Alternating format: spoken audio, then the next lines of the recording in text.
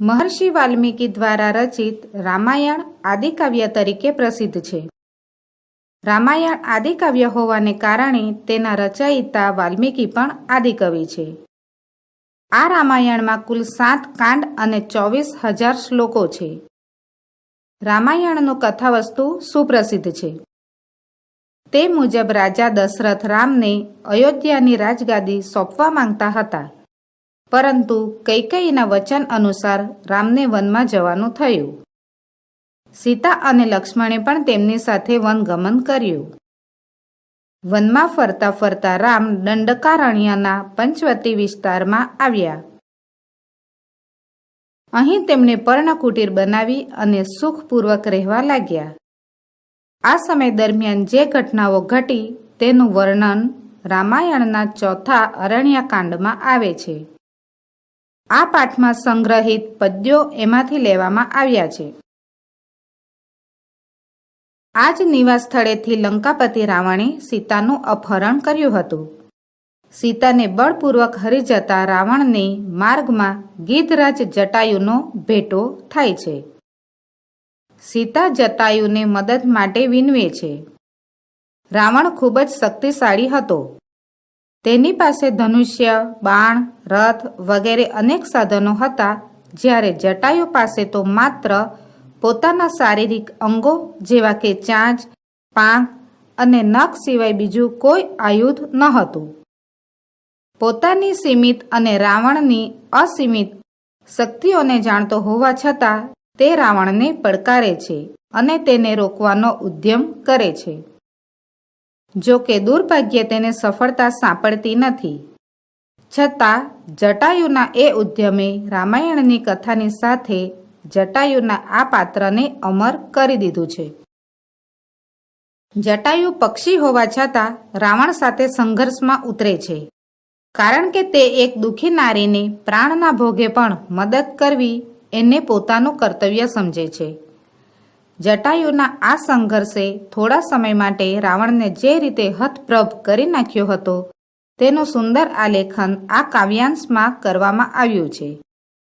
આ કાવ્યમાંથી માણસે એ બોધ લેવાનો છે કે અત્યાચારી ગમે તેવો શક્તિશાળી હોય અને તેની સામે આપણે ભલેને સામાન્ય શક્તિવાળા હોઈએ તો પણ એકવાર તો તેની સામે થવું જ જોઈએ અને દુઃખીજનના દુઃખને દૂર કરવા રૂપ પોતાનો માનવ ધર્મ બજાવવો જોઈએ.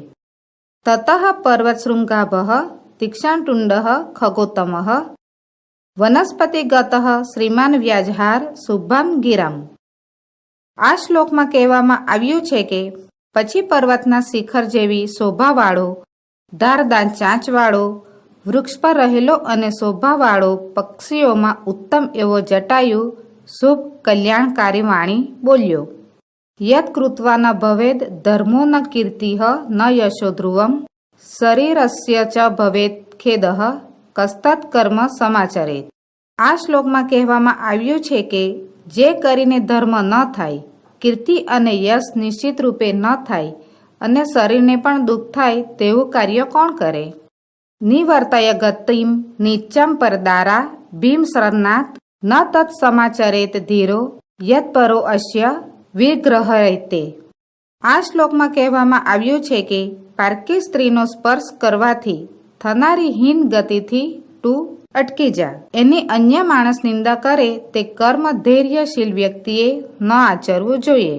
વૃદ્ધો અહમ ત્વમ યુવા ધન્વી શરથઃ કવચી શરી ન ચાપ્યાદાય કુશલી વૈદેહીમ મે ગમિષ્યસી. આ શ્લોકમાં કહેવામાં આવ્યું છે કે હું વૃદ્ધ છું અને તું યુવાન, ધનુષ્યવાળો, રથવાળો, કવચયુક્ત અને બાણવાળો છે. આમ છતાં તું વૈદેહીને લઈને મારી પાસેથી હેમખેમ નહીં જઈ શકે. ઇત્યાયુક્ત ક્રોધ તામ્રાક્ષઃ તપ્ત કાજન કુંડલઃ રાક્ષસેન્દ્રો અશીભી દ્રુદ્રાવ પતેગેન્દ્રમ અમર્ષણઃ.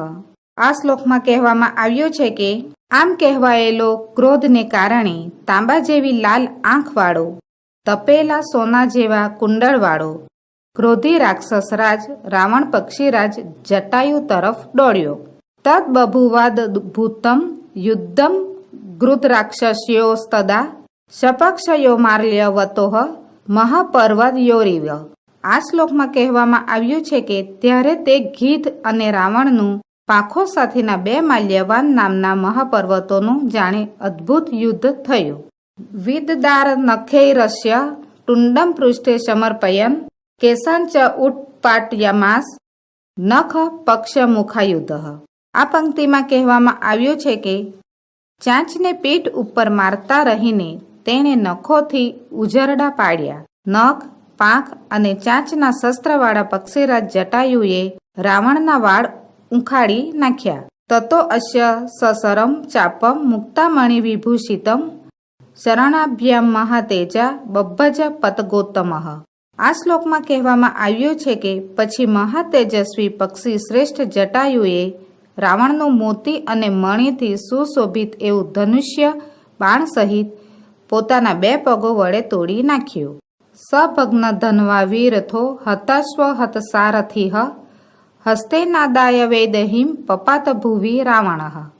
આ શ્લોકમાં કહેવામાં આવ્યું છે કે તે ભાંગેલા ધનુષ્યવાળો, રથ વિહોણો થયેલો, હણાયેલા ઘોડાવાળો, હણાયેલા સારથીવાળો રાવણ સીતાને હાથથી લઈને ભૂમિ પર પડ્યો. જટાયુષ્ટમ અતિક્રમ્ય ટુંડે નાશ્ય ખગાધિપઃ વામ બાહુન દસ્તદા વ્યપાહરત અરિંદમ.